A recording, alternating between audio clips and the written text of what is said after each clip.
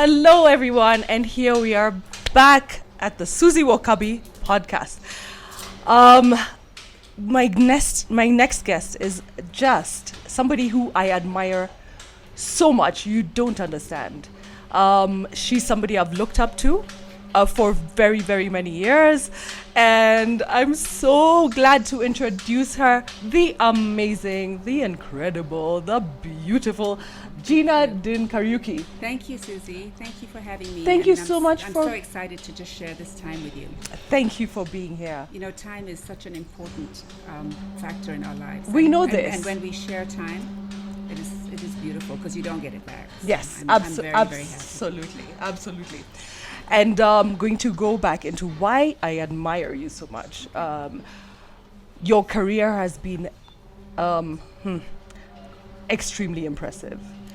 You started off in banking, am I right? That's correct, yep. I worked for Barclays for 14 years as the head of PR for them. Yeah. And it was a great journey. Okay. I had worked with the most incredible people, and I learned so much about the corporate world, which really helped me to start my own business Yes. and to be successful. And I really think... So it was 14 years later that you started your own business? 14 years later, yeah. And I think, you know, it really made me understand a lot about the corporate world. And of course, I went on to then represent many corporates. So I'm very grateful for the 14 years that I spent. Awesome. How would you compare your corporate years compared to your entrepreneur years? Well, they were definitely very different. I mean, you know, being employed by a bank like Barclays and at a very senior level, they took care of everything. You know, my security, my car, my school fees, everything was taken care of. Yeah, and then you wake up one day and there's nobody to open the gate. Oh yeah. And you're like, oh, okay. And suddenly you what realize, just happened? Yeah, what just happened? And suddenly you realize you're responsible for everything yourself. So it's a big shift, but I wouldn't have traded anything for the incredible journey I've had. Absolutely. Now, starting off the Gina din group, it didn't start off that way, though. No. It started out as the Gina din Corporate Communications, and then it grew as I started, you know, becoming much more of an entrepreneur and doing other things, real estate. I got into energy, a few things that then made up the group. Yeah. So my business that recently got acquired by Edelman was Gina din Corporate Communications. Yes. So the Gina din group is still there, and I'll be doing other things underneath the group. Okay, so the Gina din group is, but it's a bit of a shell. It's a holding. It's a holding company Yeah. for other. You can do businesses. other I things will be doing other things under that, underneath yeah. it. Awesome. Now, tell me about how you started off the business and how it evolved through the years. So I started out the business really, you know, achieving the glass ceiling in the corporate world in Kenya because I was the head of corporate affairs at Barclays. And you weren't getting any further. And I was not a banker. So I got as far as I was going to get in the job that I was doing. And of course, I could have gone on to other corporates. I mean, there were many other corporates, but the job itself wasn't going to change that much. You know, it would have been the same, very much the same of what I was doing. And I worked for the most incredible person. His name was Bob Bird, and he was my MD. And I kept going to him and saying, you know, it's great that every year I get promoted to a different title, and I get more money, but it's not enough. You know, and he was the one that said to me, why don't you go and start out on your own? Venture out. And I was like, me? You know, there's no way I can do that. And I think that's a real issue with many women starting out their businesses. Did you ever think that you would be an entrepreneur? No, I didn't. And I think it's because I didn't think that I could, you know, that I didn't have the confidence. And I have to say the one thing about Bob Bird that I will always love him for and respect him for is that he gave me the confidence. And he said, you know, what's the worst thing that could happen? If it doesn't work, we'll take you back. Wow. And so I was really fortunate. That's fortunate. Yeah, and also that when I left, Barclays gave me their account. So for the first 3 years of my business, you had an account. I had an Jump. anchor account, and then it just grew from there, and it grew and grew, and you know, before I knew it, it was this huge monster. What was your biggest hit? I think I know the answer, but you say, like. So there were many. I mean, I think the one that most people know about is Safaricom. Yeah. But before Safaricom, as I said, we were doing Barclays, which was really busy and a lot of work and some very interesting work. We did South African breweries who were trying to come into Kenya to compete with East African breweries. And that was a huge challenge, but actually very interesting for me because there was a lot of learning for me that you come in trying to compete with a very established brand. So those were all before Safaricom. Yeah. And then Safaricom happened, and of course that was just like incredible Trajectory. It was very, very challenging because not only were we developing the Safaricom brand, but we were building the telecoms industry here. Of course. And I was trying That's to build what my own was brand. the beginning of it. Exactly. So Safaricom came, and that changed the game. And I think that was the thing with me, is that I never went into the business that I was doing to play the game. I went in to change the game, and I really believe I really believe that Game we did change changer. Yeah, Right here. Yeah, Oh we my did. gosh, I love it. So, even going back to what you made me think about right now is, inside of my beauty industry, I'm called a game changer because, first beauty brand, And so we are, kindred spirits in that Exactly. sense. Absolutely. And I think that's the thing. I think, if you're going to just get into something just to play, that's fine. But that's not very ambitious. That's you not- need that's- to come in to change. Yeah. And I really feel that I changed the industry. You 100% did. And also inspired very many young women. And I love that And so that is much. so important because, at the end of the day, I think all of us are just trustees.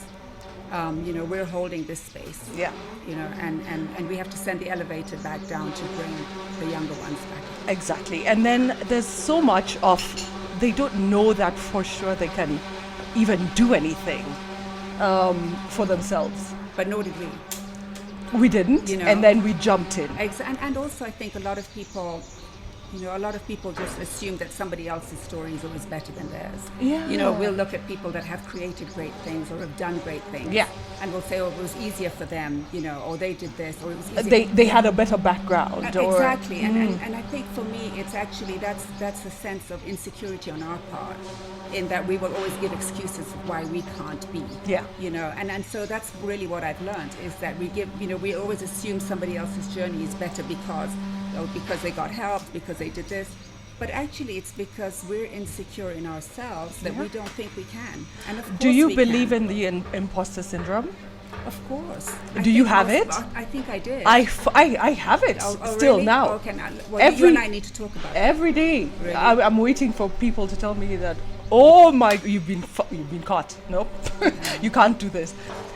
But I know I can. Yeah, of course you can. And But you have to it's- give yourself the permission to. Exactly. And I think that's one thing that I really learned, from my father, is that he never would allow me to say I can't do it. Awesome. Like nothing was impossible. Impossible.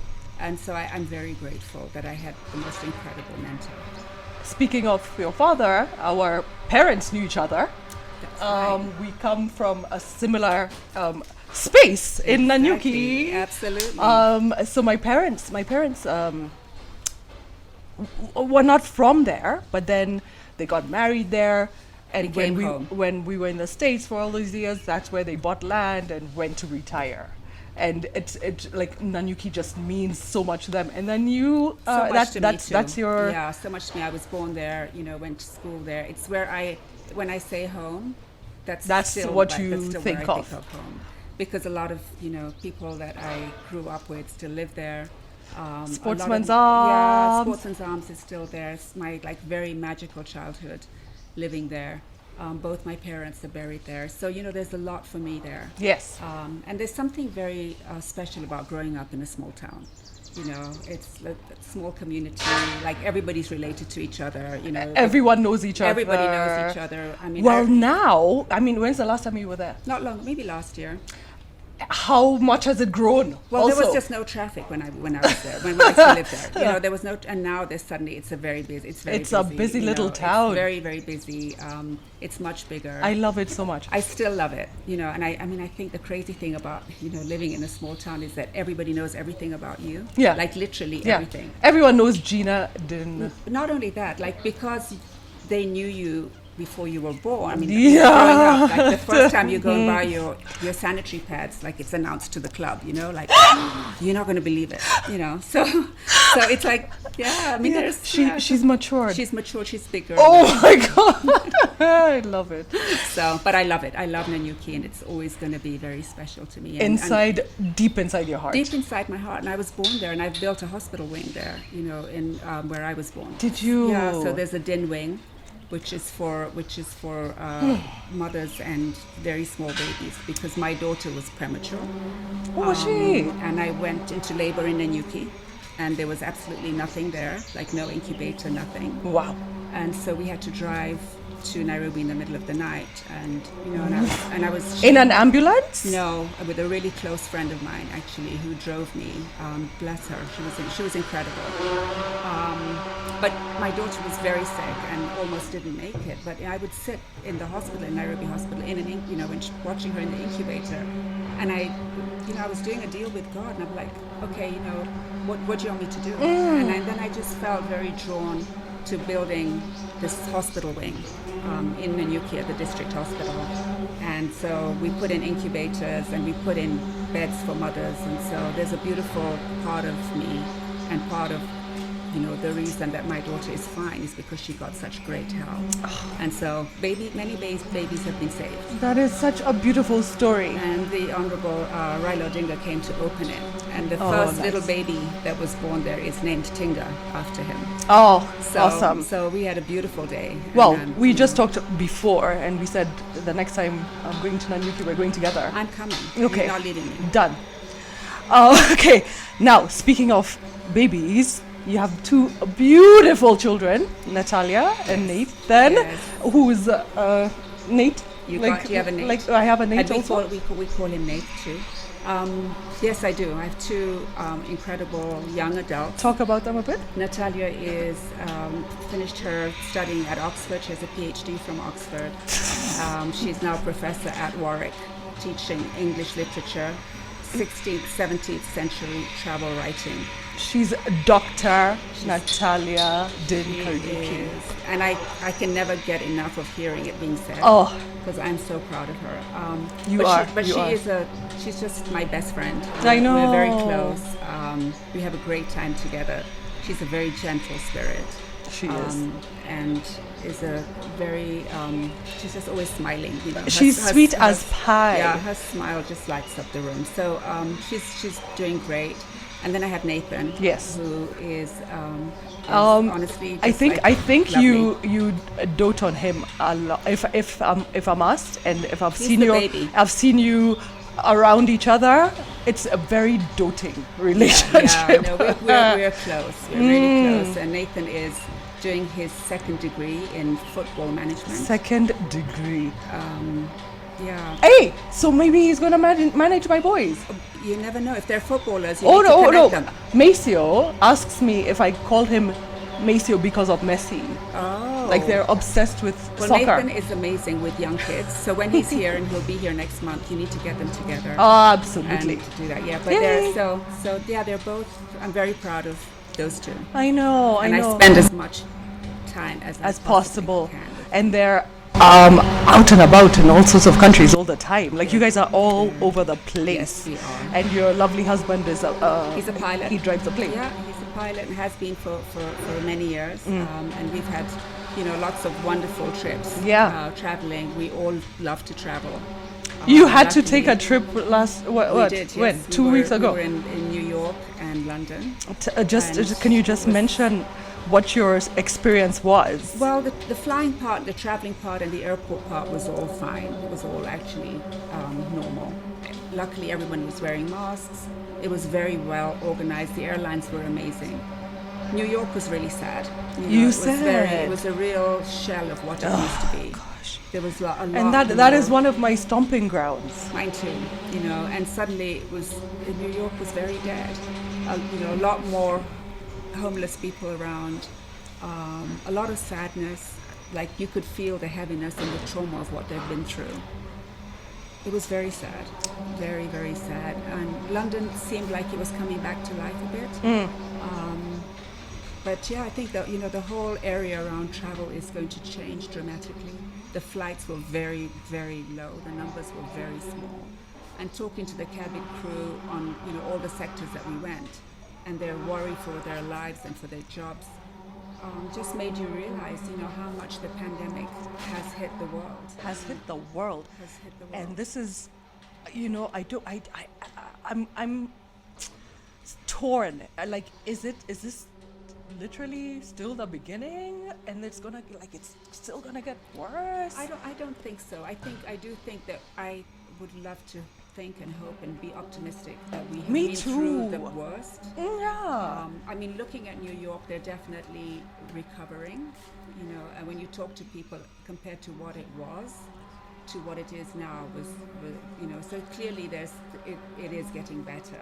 Okay. But I think it'll be a while before we get back to. And then also there's still the aftermath.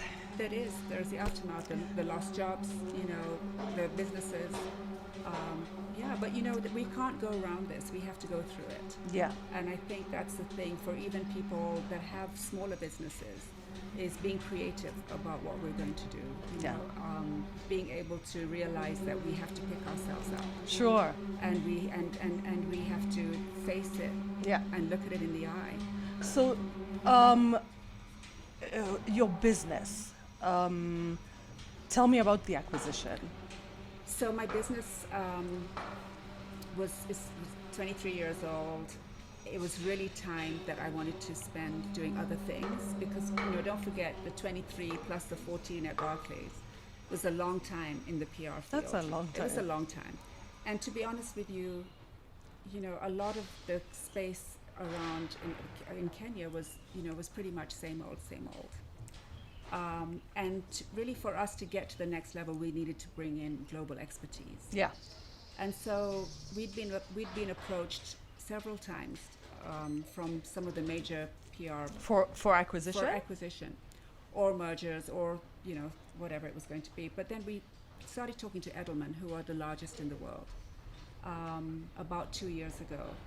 And the conversations continued, and we worked closely with them, and in the end we decided on an acquisition. You spoke slowly and swiftly. Yes, exactly. And it was time. It was really time. But I also needed to be acquired by a company that thought like us. Yeah. That felt like us. Oh no, of course. And cared for a I business. say 100%. Alignment is everything. And cared for my team like I did. Yeah. And like I do. And so Edelman are also a family-owned business. So, okay. So that was very interesting for me. And so they came in and they acquired us earlier this year. Yeah.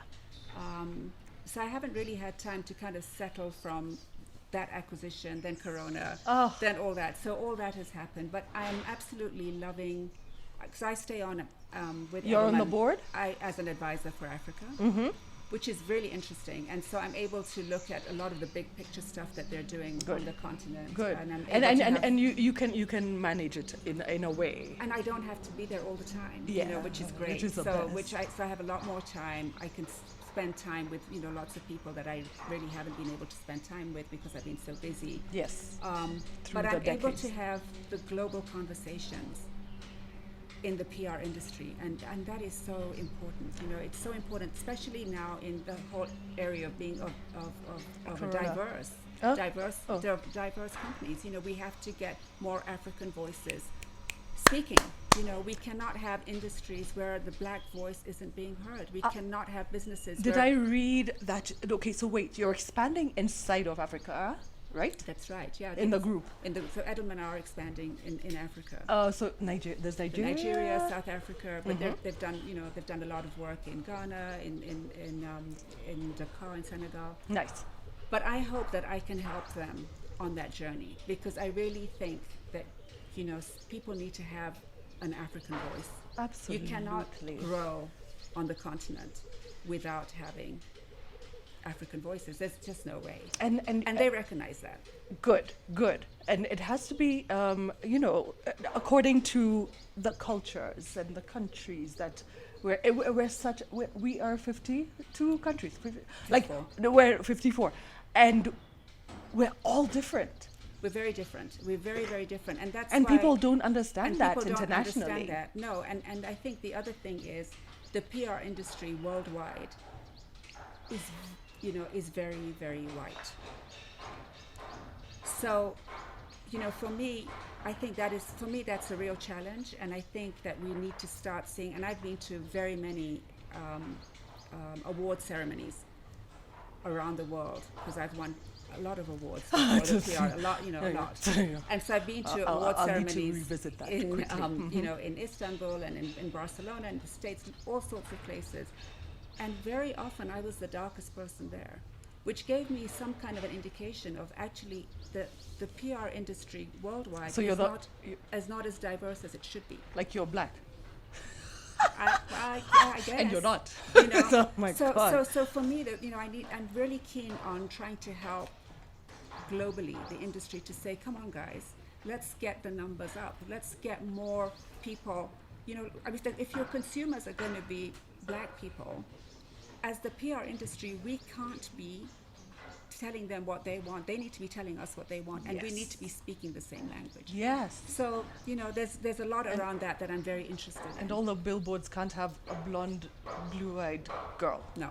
So, okay, awesome.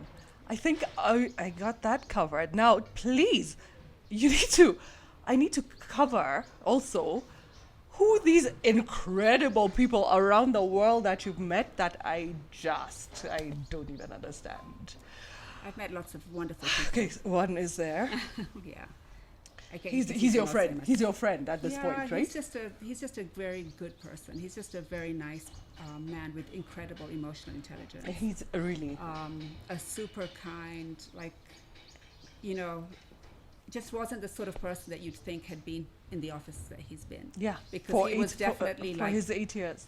And he was definitely like the kid next door. He was like a brother. Yeah, like my husband Eric says, he's like, that's the guy I would go to have a drink with, at the bar. He's just definitely that guy. But he's super intelligent. He's super very, very intelligent. He will go down in history as one of our greats. And sure. I feel very blessed and lucky to have interacted with him a number of times now. Yes, and then you probably met you've shaken hands with all the Kenyan presidents, I'm going to say. Yes. Am I right? Yes, yeah. You're if I touch you, then I'm also shaken hands. But you know what? They're just people like us, right? They wake up every day with putting one leg in after the other. Exactly. Yeah. Exactly. And I think that's the thing, is that they're human beings, and I feel very, very blessed to have met lots of different people that have really added to my life. Yes. And have also made me realize that, you can start from very humble beginnings. You look at Barack Obama and his story. Yeah. It's an incredible story. Yes. But it was also because he decided he can. If you look at Kamala Harris, who is going to be running for the vice president. Yeah, is that the best? Is that the best story on the planet right now? The best story. And here she is. And you listen to her story, and it's because her mother inspired in her that she could. Yes. And so I think how we speak into our children's lives is hugely important. Oh. So I can't wait for that, and that better happen. Oh yeah, fingers crossed. We all have to be out there. Yes. Anything else you want to cover? No, you do. Of course. You have some merch that we need to cover. So besides washing my hands during the pandemic, which I've been doing a lot of, one of the things that I was very ventured keen, out into. Well, I kind of was looking for a solution for myself, because I travel a lot, as you know. And I kept thinking, you know, when I get on a plane, I'm going to find it really difficult to take the blanket that the airline gives you because I'm not sure, you know, how clean they are, how sanitized they are. And so, and a lot of airlines are actually not even going to be giving out blankets anymore. But I'm the type that gets on a plane, gets my blanket, curls up, and goes to sleep. So You carry your own all the time? So, no, I haven't been. But I usually take the airline, you know, blanket and sleep. Okay. And so for me, I was like, okay, I need a solution to this. And so I started sort of thinking about this solution. And I met Carol Kinotti, who you know. I know Carol Kinotti very well. And started talking to Carol to say, you know, this is what I have in mind. I want to do this. And so we developed quickly some really interesting, and we've developed it over a period of time. There have been lots of ones that have come back. And back and forth, back and forth. This is not going to work. Okay. So what do you have to show? I'm going to show you a bag here, which is... Okay, so I'm going to have you unwrap. Second of all, this is going to be the brand. Conversations by Gina Din. Okay. We unleash. Yes, we do. So that's the bag. Look at the packaging also. Oops, did I just saw that. That's okay. But then I'm going all in, yeah? Please.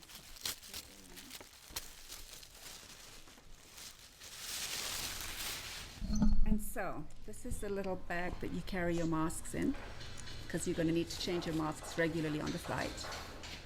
They say You are so clever. They say every 4 hours, so you keep your masks in here. Wow. Many airlines are not giving you headphones anymore because of the hygiene. So if you're a movie person and you're always going to be watching movies, Yes, which I am. We give you disposable headphones. Oh my God. That comes in there. That comes in here with your masks. Gina. And then you have the blanket. I haven't called you Gina in a long time. I call you Queen Mother. I know you do. Actually, I found that unusual that you called me Gina. There you go. It's kind of a tight fit. And this is the blanket. And how cute is this little bag? And then this bag goes very comfortably over your trolley bag. Oh, So fantastic. that fits in well. And it has a little pocket back Yeah, here. it's got a pocket there. I love it. And that is So amazing. I love this so much. okay, but I will show you. And then Where's the other blanket? there's another blanket. Is there another blanket? Oh, Uh-huh. so this is how the blanket looks. And that's the branding on Look here. at this. Okay, that's there. But we're also personalizing them. So I'm waiting for you to get yours, Hey, which will say I Suzie on it. can't wait. And somewhere on here, there will be my name. Okay. There you go. So Oh, there's that. sweet. Oh, my Lord. So that's. But I think that the interesting thing for me from this whole idea is that we're going to work to have a social impact part to this to this story. Okay, tell me. And what we're going to do is everybody that buys a pack will also be buying a bag for girls to carry their pads. Okay. Because, you know, that's a lot of the girls in the rural areas just don't have any place to carry their pads. Okay. So every time you buy a kit, a young girl will get a bag in which she can carry her pads. Bless. So that's what I've been doing in Corona time. If for nothing else, something you've always resonated on me is impact. It's very important. Yeah. Because you know what, and I always say this to people, that we're giving the baton to the next generation. We are. And you know, I have a ton of trophies and awards that I've won, and those are Yeah, so how many? Those are mine So to wait, keep. what's that number? 120 something. And So I praise my like 33, Well, and good, she's that's- like 108 But you know million. what's interesting, Susie, is those trophies are yours to keep. What is not ours to keep is the baton, and that's for us to pass on to the next generation of women. Yes. Yes. But what I will say is that the next generation of women need to keep pace, because if I'm going to pass on the baton, you need to be right behind me. I don't have time to go look for you. No. You need to be running too, you know, because otherwise, if you don't, then none of us are going to win. So I ran after you. So you have to keep the pace. Yes. And I think that's really important. But Yeah. So these are other little things. That Oh, let's see. This is the beach bag. Cute. It's cute. So we just just put your- travel on the beach. I'm going to the beach at the end of this you need to month. get one. I have And to. then this is just a little one, which for me works to keep my iPad. That's and good perfect. stuff. And then I love this much. This is Carol Kinoti's stuff, yeah? Yes. And I'm going to have to get a bunch. Okay. I don't even know where to start. So that's all the stuff that we have. Ah, I'm so proud of you. Thank you. So I'm happy proud of for And you. you know what? Keep running behind. because I'm not running. gonna go look. I'm right behind you, Queen Mother. I'm right behind you. Perfect. Yeah. And I'm so proud of what you're we'll doing. keep the baton We're going. the Nanuki girls. We have to. Absolutely. Awesome. Got to keep the flag flying. Okay. So, are you ready for a quick game? Okay. I'm A quick game. ready. Very quick. It's called Would You Rather. Okay. Are you ready? Would you rather be forced to... It's okay. I don't necessarily make these questions on my own. And who made And then these questions up? I laugh every time I read them. Would you rather be forced to dance every time you heard music or be forced to sing along to any song you heard? Sing along. Yeah? Badly. You're a singer? But no. Okay. But I would But rather. you're better a singer than a dancer. Okay.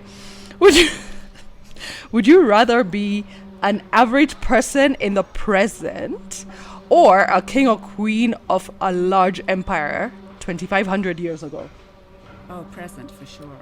An average person in the present. Yeah, definitely. I want to be now. I like this. I like the technology and everything that we have now. Yeah, I don't can you think I could imagine have living coped with it, then? No. My daughter does that 16th, 17th century travel writing stuff, and it is.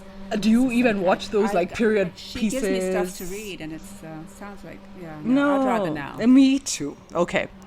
Would you rather see 10 minutes into the future or a lifetime in the future of people you care about? Say that again. Would you rather see 10 minutes into the future or a lifetime in the future of people you care about? I think a lifetime in the future. of people Yeah, I care about. me Yeah, too. Yeah. Okay, definitely. awesome. And then, would you rather be married to a 10 with bad personality or a 6 with an amazing personality? A 6. A 6, definitely. Bad personality is not even an option. I can't live with bad personality. No. Would you rather have one real get out of jail free card or go to jail and get a key that opens any door? I'd rather have the key that opens any door. I would rather have a get out of jail free card. Well, because I've just like never experienced jail and like that. So Yeah. crossed, never happened. There you go. Well, thank you. It's a wrap. Thank you so And much, good my luck, dear. Good luck with your series, and I'll be watching. I have been, and I will carry on. Thank you. You have been amazing. Thank you. Wasn't that an amazing episode, you guys? And here we wrap it up. Gina, Din, Kariuki. It's a wrap, and I'll see you on the next episode. Mwah.